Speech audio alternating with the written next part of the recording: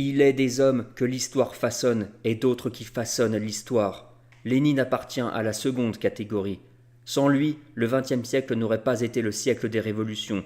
Sans lui, le marxisme serait peut-être resté un texte de bibliothèque commenté par des intellectuels impuissants, incapables de se traduire en force matérielle. Lénine n'a pas simplement écrit, il a agi. D'autres avaient dénoncé l'oppression. D'autres avaient rêvé d'un monde où l'ouvrier ne courberait plus l'échine sous le fouet du capital. Mais seul Lénine a transformé le rêve en une organisation, l'organisation en un parti et le parti en un État. Il a été le stratège implacable d'une cause qu'il considérait comme absolue, l'émancipation des masses par la dictature du prolétariat.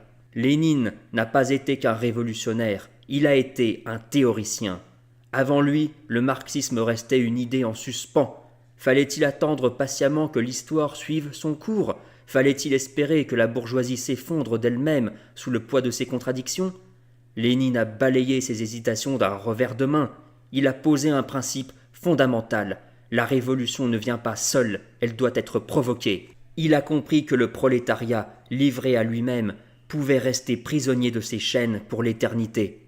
Il fallait une avant-garde, un parti discipliné, des hommes résolus. Pas un rassemblement informe de bavards, mais une machine de guerre politique. Le marxisme-léninisme était né, une théorie du pouvoir qui ne se contentait plus de commenter le monde, mais qui entendait le prendre. Octobre 1917, la Russie est en crise, le peuple souffre. D'autres auraient tergiversé, cherché des compromis, attendu le bon moment. Pas Lénine. Il savait que l'histoire ne pardonne pas aux hésitants. Il savait que les masses ne suivent pas les théoriciens, mais les hommes d'action. En quelques semaines, il abat le gouvernement provisoire, renverse l'édifice vermoulu du tsarisme et met au monde le premier État socialiste de l'histoire. Ce que d'autres auraient vu comme un chaos, il l'a transformé en opportunité. Son génie n'a pas été de faire tomber un régime, mais d'en ériger un nouveau immédiatement.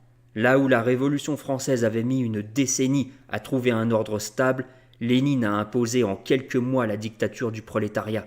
Il a nationalisé l'industrie, exproprié les possédants, imposé aux classes dominantes la loi qu'elles avaient si longtemps fait subir au peuple.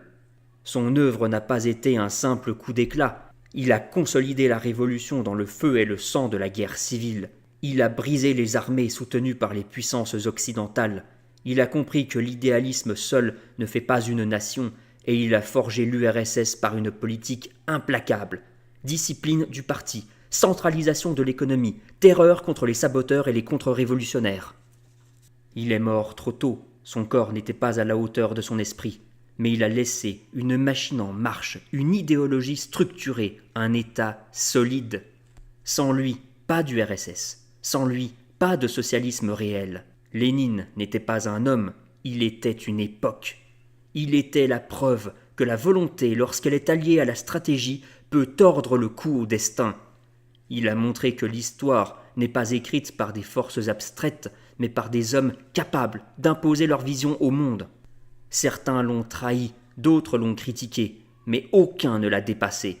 Son nom est gravé dans la pierre, non comme une relique, mais comme un avertissement. L'histoire appartient à ceux qui osent la prendre en main.